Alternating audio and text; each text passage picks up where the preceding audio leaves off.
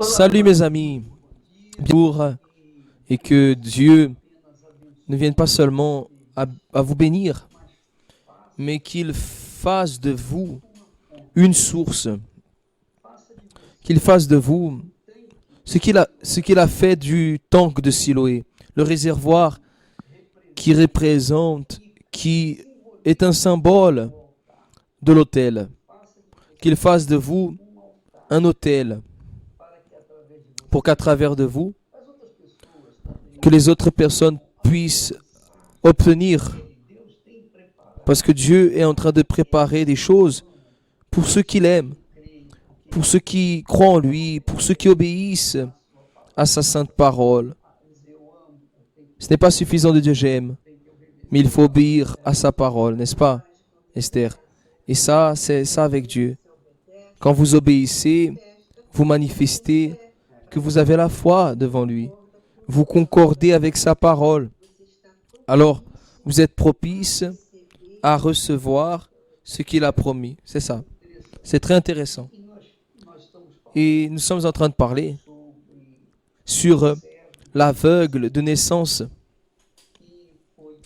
qui a été envoyé par Jésus pour se laver là au tank de Siloé. Or, c'est merveilleux. Dieu est glorieux. Combien de fois j'ai déjà lu ce texte, toi aussi d'ailleurs, beaucoup de fois, mais je n'ai jamais aperçu ou pris en considération ce qu'aujourd'hui Dieu est en train de nous révéler jamais. Parce que l'aveugle de naissance n'était pas comme le paralytique, il n'était pas comme la femme hémorragique, il n'était pas comme l'aveugle Bartimée, il n'était pas comme les autres miracles glorieux que Jésus a fait, qui ont été instantanés. L'aveugle de Jéricho, nous savons qu'il a clamé. Eux tous, ils ont dû faire leur clameur. Mais l'aveugle qui était aveugle de naissance, qu'est-ce que cela veut dire aveugle de naissance? Cela veut dire une personne qui va mourir de cette façon, aveugle, et qui ne va jamais voir quoi que ce soit. Et à cette époque, les aveugles de naissance, les aveugles même, étaient destinés à vivre, à mendier de l'argent, en train de mendier. Alors c'était celle-là la situation de cet aveugle de naissance. C'était un cas impossible. Impossible, il n'y avait pas de solution pour lui. Même si cet aveugle naissait aujourd'hui, il n'y aurait pas de solution pour lui, même avec la technologie qu'il y a. Parce qu'il n'avait pas de foi, il n'avait pas d'espérance, il n'avait aucune perspective qu'un jour il allait voir son propre visage ou le visage de sa mère, de son père. Il était destiné à cette situation jusqu'à la fin de sa vie. Et quand cela se produit, la personne n'a plus de perspective de quoi que ce soit, n'est-ce pas? Elle n'a foi en quoi que ce soit. Elle accepte cette vie et c'est fini. Il n'y a pas d'autre vie ou d'autre solution. Très bien. Et c'est ça, la vision. Parce que je sais que beaucoup de personnes qui nous regardent en ce moment sont en train de vivre exactement, ou bien ne sont pas aveugles physiquement, ne sont pas nés avec ce problème physique, non. Mais elles sont aveugles spirituellement parlant, que c'est le pire aveuglement. Le pire aveuglement, c'est celui qui est spirituel, par exemple. Nous étions aveugles en ce qui concerne l'aveugle de naissance. Nous n'avions aucune idée de ce que cela signifiait, de cette guérison merveilleuse. N'est-ce pas? Et aujourd'hui, nous avons ces révélations, ces merveilles, parce que l'humanité est aveugle. Et c'est bon d'avoir cette espérance. L'espérance de changer leur situation. Mais c'est ça. Jésus est venu pour changer la situation des personnes. Jésus n'est pas venu pour consoler. Il est venu pour guérir, pour délivrer. Jésus n'est pas venu pour apporter une parole de confort, d'auto-estime, non, rien de cela. Jésus est venu pour délivrer, pour résoudre le problème des personnes. Il est venu pour résoudre. Il n'est pas venu pour soigner qui que ce soit, non. Mais quand il a vu cet aveugle de naissance, qu'est-ce qui s'est passé? Les disciples l'ont interrogé en disant, qui est-ce qui a péché, lui ou ses parents pour qu'il naisse ainsi? C'est-à-dire, les religions trouvent toujours une question pour les personnes, pour faire comprendre aux personnes que leur problème, que leur problème est comme ça. Je n'ai jamais dit à Dieu, pourquoi est-ce que je suis venu avec des mains défectueuses? Non, jamais j'ai fait ça. Parce que c'était une chose que j'étais déjà habitué. Mais Dieu savait.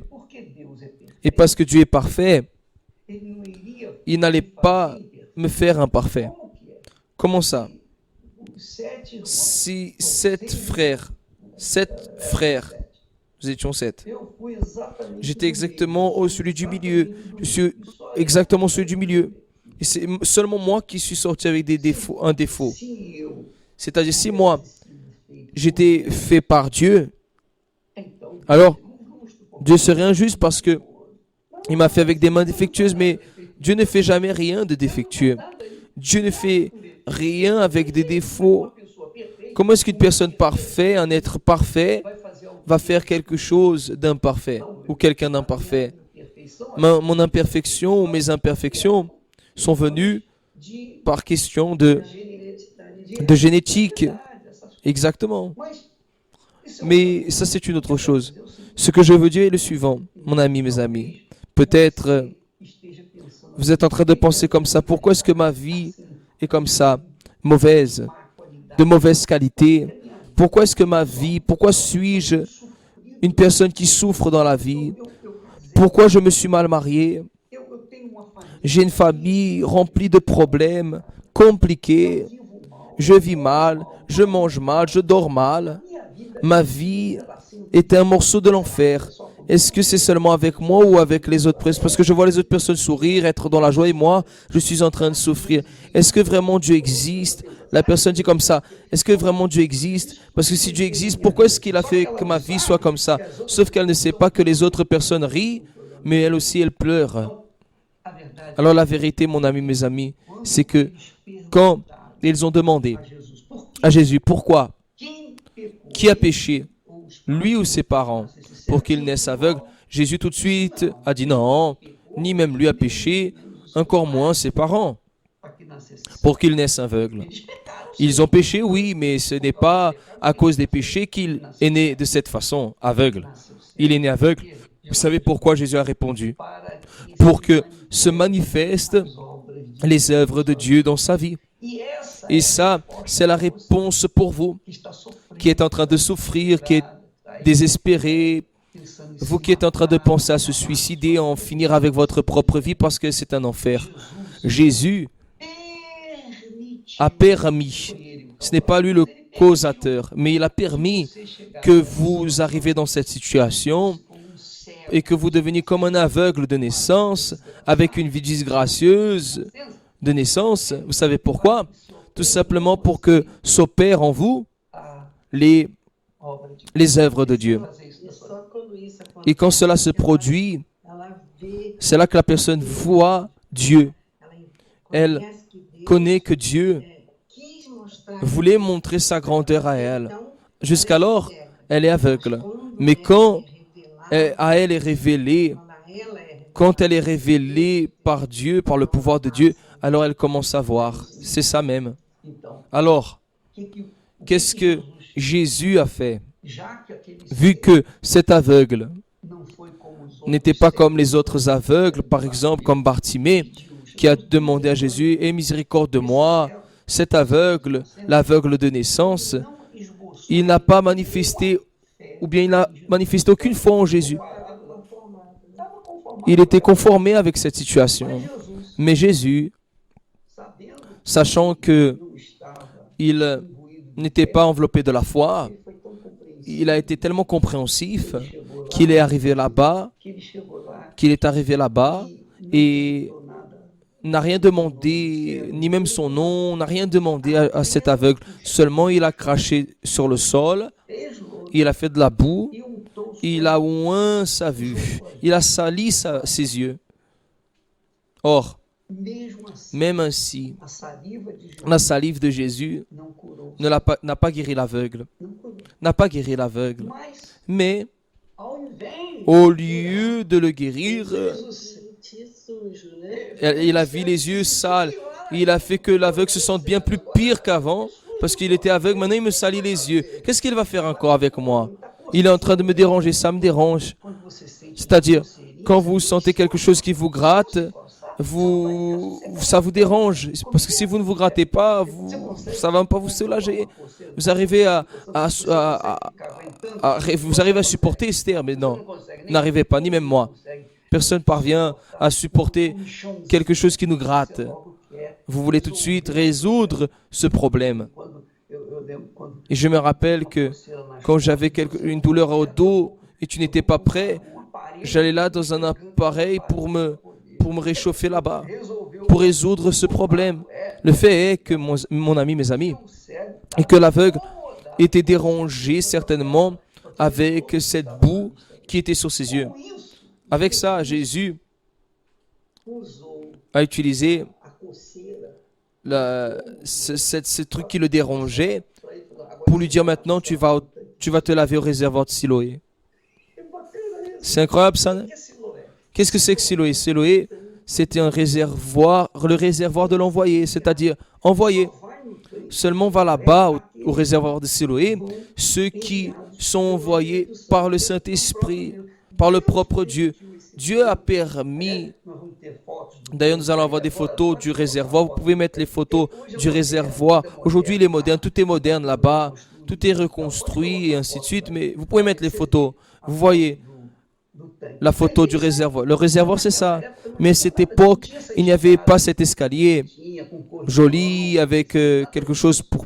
Non, c'était un endroit horrible, difficile pour y accéder. Les marches étaient 34 marches pour arriver jusqu'à cet endroit après avoir descendu. Mais quand l'aveugle était dérangé par la saleté qui se trouvait sur ses yeux, que Jésus avait mis sur ses yeux, l'aveugle voulait vraiment se laver. Et sachant qu'il y avait le réservoir de Siloé, alors il est allé là-bas. C'est-à-dire, il connaissait. C'est un réservoir qui s'appelle l'envoyé, le réservoir qui est envoyé de Dieu et guéri. L'aveugle était en train d'attendre Dieu pour qu'il le touche, pour l'emmener dans le réservoir. Tellement qu'il est allé tout seul, c'est-à-dire le réservoir de Siloé, Esther. Va seulement là-bas qui croit, qui est envoyé, qui a été touché par Dieu. Ça, c'est vraiment fort. Va là-bas seulement celui qui croit, qui ne croit pas, ne va pas.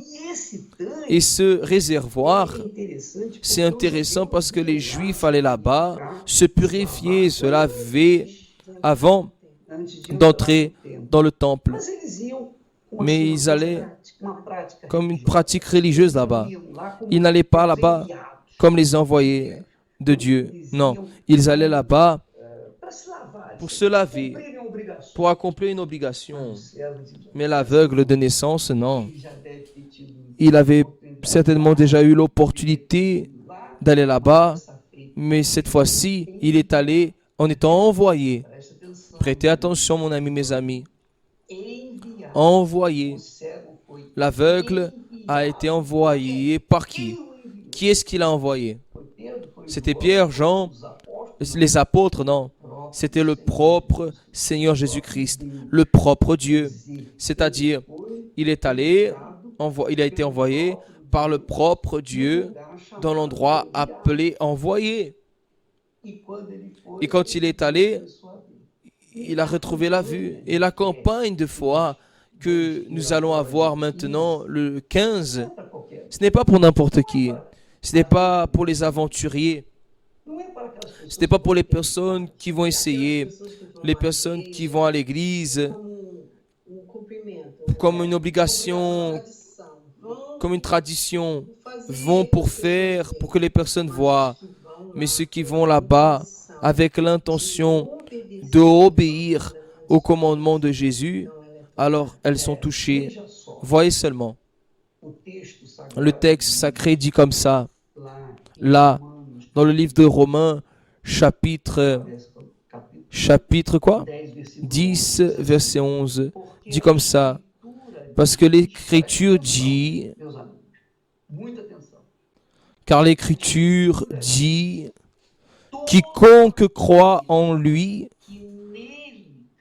ne sera pas confus, c'est-à-dire croit en Jésus, ne sera pas confus. Alors qui croit, Esther? Qui croit va au tank. Mais qui va au réservoir, au tank? Ceux qui croient définitivement ou bien qui ont été touchés, envoyés par le propre Saint-Esprit. Alors cette campagne, ce n'est pas pour tout le monde. Cette campagne, c'est une campagne sélective. Non pas que nous allons sélectionner les personnes qui vont aller ou pas, non.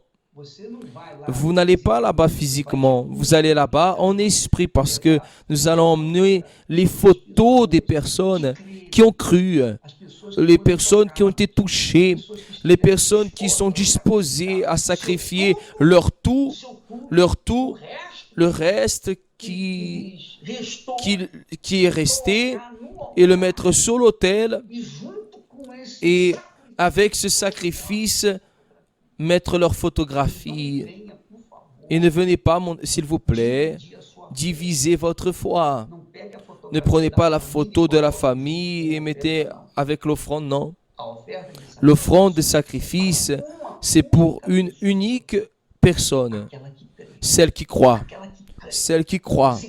Vous croyez pour sauver votre fils, vous croyez pour votre fille, vous croyez pour que vous pouvez sauver vos êtres chers, parents, etc. Alors vous allez mettre la photographie de cette personne et vous allez mettre votre sacrifice pour elle. Ça, c'est la croyance. Et qui a été touché, est touché en ce moment. Le Saint-Esprit est déjà en train de parler avec beaucoup de personnes, non pas avec tout le monde, mais il est déjà en train de parler avec beaucoup de personnes. Des personnes qui disent comme ça, « Ah, je suis né aveugle, je suis aveugle de naissance, je suis destiné à vivre le reste de mes jours dans cette misère, dans cette disgrâce, et il n'y a personne qui puisse m'aider. » Mais en écoutant cette parole, en écoutant cette proposition, cette parole de foi, le Saint-Esprit est en train de vous toucher. Et quand le Saint-Esprit nous touche, il ne laisse pas de confusion. Vous allez parce que vous croyez. Non pas parce qu'un tel a dit va, ou bien Bertrand a dit va là-bas. Non, mais parce que vous-même, vous avez été touché par le Saint-Esprit. Ça, c'est celui qui croit. Parce que qui croit n'est pas confus. C'est-à-dire ceux-là obtiennent ce qui s'encadre dans cette parole que Jésus leur a dit. Parce que c'est ça qui s'est passé avec l'aveugle. Quand Jésus a fait de la boue, je peux imaginer, pour rendre la vue de l'aveugle, et après quoi il a dit, va au tank de Siloé et lave-toi. Alors, quand il a dit ça, c'est le Saint-Esprit qui a confirmé dans son cœur de cet aveugle. Alors, dans ce moment, Esther, les yeux spirituels de l'aveugle se sont ouverts. Non pas les yeux physiques, mais les yeux spirituels se sont ouverts. Et ça, c'est celui qui croit. Quand la personne croit, premièrement, les yeux spirituels sont ouverts. Elle croit, elle dit, je crois. Si vient quelqu'un et dit, ah, tu es fou, tu es folle, tu vas faire ça. Et la personne dit, non, cela ne va pas m'influencer, cette parole ne va pas m'influencer. Pourquoi? Parce que je suis en train de voir spirituellement ce qui va se passer. Je suis déjà en train de voir de façon anticipée ce qui va se passer. Ça là s'appelle la foi. Ça c'est la croyance qui fait la différence. Alors par exemple, des fois vous parlez avec une personne, vous prêchez, vous orientez, mais la personne continue aveugle. Elle ne comprend rien. Vous dites une chose, elle comprend une autre chose. Mais quand la personne est guérie, spirituelle, la vision spirituelle, alors là, dans le cœur, dans la pensée, c'est ça. Alors c'est une chose que seulement Dieu peut faire. Seulement Dieu, personne d'autre. Seulement Dieu peut toucher. Et comment il fait cela? À travers sa parole. Seulement ça, à travers sa parole. S'il vous plaît, mettez le chapitre 9 de Jean. Jésus dit comme ça, voyez, mes amis, mon ami. Jésus dit, va, lave-toi au réservoir de Siloé, qui signifie l'envoyé. Jésus n'a pas eu besoin de dire l'envoyé. Ça signifie envoyer. Non. Ça, c'est pour nous illustrer, pour qu'on ait cette compréhension. Alors, qu'est-ce que l'aveugle a fait? L'aveugle n'est pas allé contre la parole de Jésus. Il n'a pas demandé, mais pourquoi est-ce que je dois aller là-bas? Quelqu'un ne peut pas venir me donner un peu d'eau et me laver? Pourquoi dois-je aller là au temple? Non. Il est tout simplement allé, il a obéi, il s'est lavé et est revenu en voyant. Il est allé, il a vu et il a reçu. Or, ça c'est la foi, mon ami, mes amis. Quand je suis en train de parler de cette façon, avec cette force, avec cette foi, je ne dis pas enthousiasme, c'est parce qu'on parle avec le feu. À l'intérieur de moi brûle le feu du Saint-Esprit qu'on veut transmettre à tout le monde. On veut que tout le monde aille là-bas. Mais je sais que ni même tous croient. Ni tout le monde parvient à croire. Alors, nous sommes en train d'essayer de laver la pensée des personnes ou retirer de leur tête l'aveuglement spirituel. Quand Jésus a dit cela à l'aveugle, les yeux de l'aveugle se sont ouverts spirituellement parlant. Et quand il est allé là-bas au tank, au réservoir, il s'est mis à voir, il a vu la gloire de Dieu dans sa vie. Mon ami et mes amis, cette campagne n'est pas pour n'importe qui. Cette campagne n'est pas pour les personnes qui disent comme ça, « Ah, c'est une bonne idée. Ah, je vais essayer. » Non. Si vous pensez à essayer, s'il vous plaît, ne faites rien. Ne perdez pas votre temps. Ne vous trompez pas. Si vous voulez, si vous croyez, comme je suis en train de parler ici en ce moment, vous croyez dans la parole de Jésus, alors vous allez aller, vous allez vous laver et vous allez vous mettre à voir. C'est-à-dire, nous serons en train de faire cela. Parce que du point de vue physique, cela est impossible, et pratiquement impossible que tout le monde aille là-bas. Mais je crois, Esther, que quand les personnes vont se mettre à voir spirituellement, elles-mêmes vont aller un jour là au réservoir et elles vont toucher ces eaux et elles-mêmes vont venir ici et dire, j'ai reçu ma vision parfaite, celle qui est spirituelle comme la vision physique. Et là, l'Église universelle symbolise ce réservoir de Siloé. Parce que les personnes qui viennent là, elles vont dans cette foi et elles et obtiennent la faveur de Dieu. C'est ce que le Saint-Esprit est en train de dire à travers Paul. Quiconque croit en lui ne sera pas confus. Celui qui croit en lui, celui qui croit dans mon fils a dit, va là au temple. Et l'aveugle de naissance a obéi, n'a pas questionné, n'a pas demandé, n'a pas arrangé des difficultés. Il a tout simplement affronté toutes les difficultés pour arriver jusqu'au tank de Siloé et finalement se laver et commencer à voir. Le prophète Ésaïe, lui aussi, utilisé par le Saint-Esprit, là, dans le chapitre 53, le verset 1 dit comme ça, « Qui a cru dans notre prédication et à qui le bras de l'Éternel a été révélé. » C'est-à-dire, qui s'est mis à voir. Et c'est ce qui s'est passé avec l'aveugle. Quand Jésus lui a dit, « Va au tank de Siloé et lave-toi. » Il a cru dans le moment même. À lui a été révélé tout de suite. Ça, c'est une révélation. Ça, c'est la révélation, mon ami, mes amis, que vous avez besoin. Beaucoup de personnes disent, ah, Dieu me demande ceci, cela. Non, la révélation est déjà écrite dans la parole de Dieu. Par exemple, la guérison de cet aveugle, c'était une révélation du Saint-Esprit à travers de Jésus pour qu'il aille là-bas et se laver. Jésus n'a pas dit, mon fils, on va faire le suivant. Je vais te demander d'aller au temple, tu vas aller tout seul, c'est un sacrifice, c'est une lutte. Combien de temps tu vas prendre pour arriver là-bas, mais tu vas voir.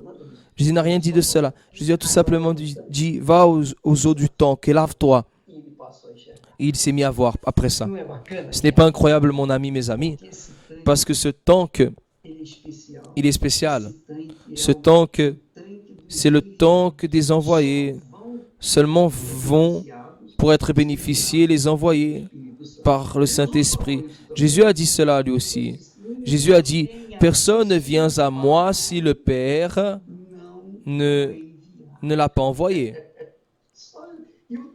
Et le tank de Siloé représente Jésus. Le Père a envoyé Jésus, ou le Père a envoyé l'aveugle vers Jésus, c'est ça. Et ça, c'est ma foi. Et votre foi? Quelle est votre foi? Maintenant, nous devons admettre que pour se manifester ce type de croyance, cette foi qui va violenter notre propre structure physique, qui va violenter notre vouloir, qui va violenter nos sentiments, notre cœur. Non, Esther, parce qu'il a dû être violenté, il est sorti de là en tâtonnant jusqu'à arriver dans les profondeurs de cet endroit. Parce que le tank de Siloé, s'il vous plaît, mettez les images. Ce tank, il est là au fond d'une vallée. Il est au fond même, bien au fond. Et vous ne pouvez pas aller là-bas en voiture, vous devez aller à pied, vous devez descendre. À cette époque-là, Esther, il n'y avait pas d'escalier comme ça. Non, la personne devait aller de n'importe quelle façon pour arriver là-bas. Parce que pour qu'elle puisse voir, elle devait affronter des difficultés. Maintenant, imagine l'aveugle de naissance. Et après, arrivé dans l'endroit, il devait descendre 3 ou 4 degrés pour arriver jusqu'à ces eaux. Oh, mon ami, mes amis, ça c'est le sacrifice. Et pourquoi est-ce que Jésus a obligé ce sacrifice? Et là vient cette question, Esther. Pourquoi?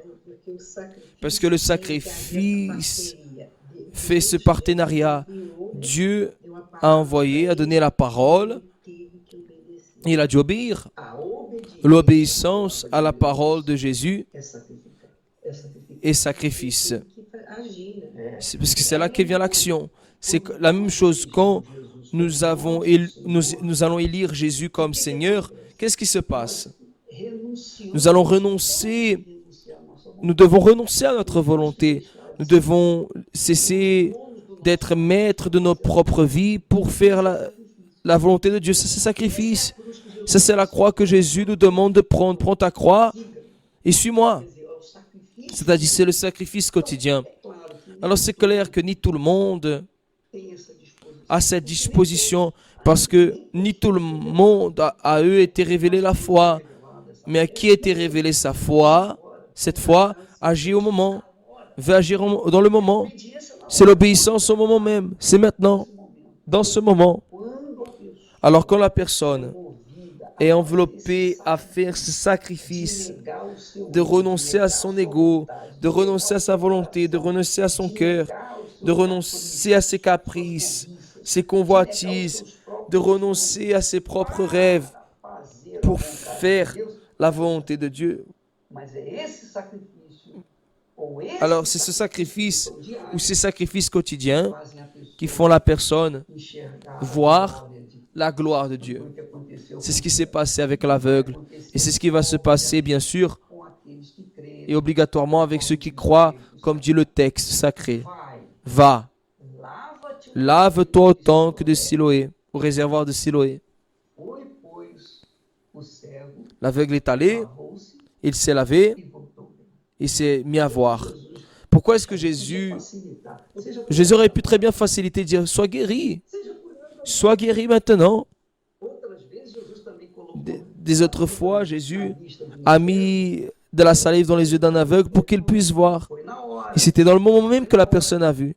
Mas esse cego, Mais cet aveugle-là, non. esse aí, Celui-là, Jesus o mandou. Jésus l'a demandé de faire un sacrifice. Teve que descer. Il a dû descendre jusqu'à là-bas. Meu amigo, Mon ami, mes amis, nós vamos ver. nous allons Nós temos visto voir, nous sommes en train de voir, nous voyons que com os testemunhos avec les témoignages, ninguém que personne conquérit rien sans le sacrifice. Mais quand nous écoutons la voix de Dieu, alors os espirituais. les yeux spirituels s'ouvrent. É isso que tem que acontecer. C'est ça qui doit se produire avec vous. Pregando. Nous sommes en train de prêcher, nous sommes en train de parler de ce qui va se passer. Se o Espírito Mais si le Saint-Esprit n'ouvre pas vos yeux spirituels pour comprendre ça, não adianta nada. alors ça ne sert à rien. Deve ir. Vous ne devez ni même aller. Vai quando você Vous allez aller seulement quand vous allez dire, ah maintenant oui, maintenant je comprends pourquoi est-ce que je dois aller. sacrificar. Là, vous allez sacrifier. Se você não ouvir a voz de Deus, Mais tant que vous n'écoutez pas la voix de Dieu, nós vamos ficar. vos yeux spirituels vont être aveugles. Vai conseguir Vous n'allez pas croire en accord avec ce que Dieu veut. Parce que la croyance exige le sacrifice. como você crê. Ce n'est pas possible de croire sans sacrifier. Como é Ce n'est impossible você manifestar de manifester une foi qui existência amène à l'existence des choses qui n'existent pas, fé só une foi solide, une foi tentada, qui a pour soutien la parole de Dieu, não haver. sans Não sacrifier. Non, il faut qu'il y ait sacrifice. Il faut qu'il y en ait. C'est pour cela que Jésus a dit cela. Va au réservoir de Siloé, il est allé. C'est-à-dire, il a sacrifié. Alors, se você si vous fala isso voulez, et je dis cela avec toute la pureté de mon âme, em nome do Senhor, et au nom du Seigneur Jésus, si le Saint-Esprit n'ouvre pas vos yeux spirituels, você não vai sacrificar. alors vous n'allez pas sacrifier. Je doute que vous allez sacrifier. Vous allez peut-être faire une très bonne offrande, une offrande grande, meilleure, mais vous n'allez pas sacrifier. Sacrifie seulement ceux qui ont leurs yeux spirituels ouverts. Si vous n'avez pas vos yeux spirituels ouverts, alors vous n'allez pas comprendre, vous n'allez pas croire, vous n'allez pas sacrifier. Vous pouvez peut-être participer, vous pouvez peut-être prendre l'enveloppe, vous pouvez peut-être prendre les photos, votre photo, et mettre dans une enveloppe avec votre offrande, une bonne offrande. Mais si vous n'avez pas vos yeux spirituels ouverts, c'est-à-dire si vous n'avez pas votre entendement qui vient du Saint-Esprit ouvert, alors vous allez donner votre offrande, vous allez faire votre sacrifice, mais vous n'allez rien recevoir. Reçois seulement si la personne met son tout dans le sacrifice. C'est tout pour tout. Eu sempre disse isso Je dis toujours cela e sempre vou. et je vais toujours prêcher sur cela. Quando a pessoa Quand la personne croit, é uma revelação c'est une révélation du bras fort du Seigneur. quando a pessoa crê, Quand la personne croit, c'est ce qui s'est passé avec moi. Pourquoi est-ce que j'ai cru? Pourquoi je me suis lancé? Pourquoi j'ai persévéré? enfrentei o Pourquoi j'ai affronté l'enfer, le monde? Non, ce n'était pas parce que j'étais fort, non. fisicamente. Physiquement, spirituellement, non. Mais parce que le Saint-Esprit m'a révélé. Então, quando ele revela, Alors quand il révèle, il nous donne condition a voz dele, à écouter sa voix et sacrifier ce qui doit être sacrifié, Esther. Les yeux s'ouvrent parce que vous ne voyez plus rien qui vous empêche Você tá nessa fé, na d'être dans cette foi, parce que c'est la parole de Dieu, la voix direto ao seu coração. qui vient directement à votre cœur. Eu quero. Et là, vous dites, qui dit que je veux te bénir. Alors, ce n'était pas suffisant que le pasteur croie en moi. meus amigos, meus companheiros, Mes amis, mes compagnons, ma famille, personne n'avait besoin de croire en moi. Personne n'avait besoin de me donner la main. Personne n'a eu besoin de m'aider, non. eu criei J'ai cru e o Espírito parce que le Saint-Esprit a ouvert mes yeux spirituels. via, só eu Seulement moi je voyais, seulement moi je revoyais. Et tu m'aidais. Toi aussi tu croyais. Tu concordais avec moi alors. não havia Alors il n'y avait pas barreiras que não C'est-à-dire de barrières qui ne soient pas Transporte, né? transportées, non? Comment je peux dire? Impedir, nada podia. Qui pouvaient empêcher. Rien ne pouvait empêcher, c'est ça. Minha amiga, meu, Mon ami, mes amis, essa é a minha. ça c'est ma foi. E a sua fé? Et votre foi? E a sua fé? Et votre foi? Então, quando um pastor, Alors quand un pasteur, un évêque, peu importe qui, seja da igreja, que ce soit de l'église universelle du royaume de Dieu ou de n'importe quelle église, para você, vous dit, ele não passa espírito, mais il ne transmet pas l'esprit, a pessoa, la personne ne croit pas. porque o espírito Parce que l'esprit que Dieu nous a donné, nous sommes en train de le transmettre aux personnes. Et si vous ne croyez pas, c'est parce que vous n'avez pas été touché. Le Saint-Esprit ne vous a pas touché. Vous n'allez pas être humilié ou envoyé, pardon. sendo tocado Mais nestes si le Saint-Esprit vous touche dans cet exact moment, então você é dos alors vous êtes un de ses envoyés. chamados Vous êtes un de ses appelés et choisis. você vai ver Et vous allez voir que vous avez été choisi quand vous allez participer là du réservoir de Siloé. é só para os enviados. C'est seulement pour les envoyer, ce n'est pas pour n'importe qui. Chamados, Deus está dando uma Et l'appel, cet appel, Dieu donne une chance, une opportunité. Mais c'est la personne qui doit se faire choisir. chance. Só se faz Parce que vous faites seulement choisir quand vous manifestez cette foi. isso é que agrada. Et c'est ça qui nous rend agréable à Dieu. Et en manifestant cette foi, qui d'ailleurs oblige le sacrifice. Sabe que Deus está acompanhando tudo. Sachant que Dieu accompagne tout. Esther, Fácil entender. c'est facile de comprendre. Por exemplo, Par exemple, o sentimento, le sentiment qui nous a unis, 38 anos, ça fait 48 ans en arrière. o sentimento, Le sentiment, c'est amour. l'amour, Nós si temos esse amor, nous avons assumé cet amour, assumimos nous avons assumé o outro, l'un et l'autre, eu pergunto a você, et je te demande, c'était facile? desde o primeiro dia, Dès le premier jour, c'était facile? Non. foi sacrifício. C'était sacrifice. Chacun avait sa propre tête, exactement. Ajustar essa Il fallait ajuster cette tête. Exata, Exactement, Esther. exata. Exactement. Eu lembro, só para Je me rappelle juste pour que entender o sacrifício. vous puissiez comprendre le sacrifice. Dès les premiers jours de notre mariage, on venait toujours de revenir dans la lune de miel parce que dans la lune de miel, il n'y a pas de problème. Tout est bon. Mais quand on est revenu dans la lune de miel, tu m'avais fait à manger un riz, tu avais fait du riz, tu avais cuit un riz, et j'ai réclamé, j'ai dit, ah, maman faisait un riz comme ça, comme ci, et ainsi de suite. Et toi, qu'est-ce que tu as fait? Tu as senti comme un coup de couteau dans ton cœur. Ah, sa maman fait ça. Alors qu'est-ce que tu as fait, Esther? Tu te rappelles? esperei para fazer J'ai fait en sorte de faire exactement comme elle ou meilleur qu'elle, pour te plaire.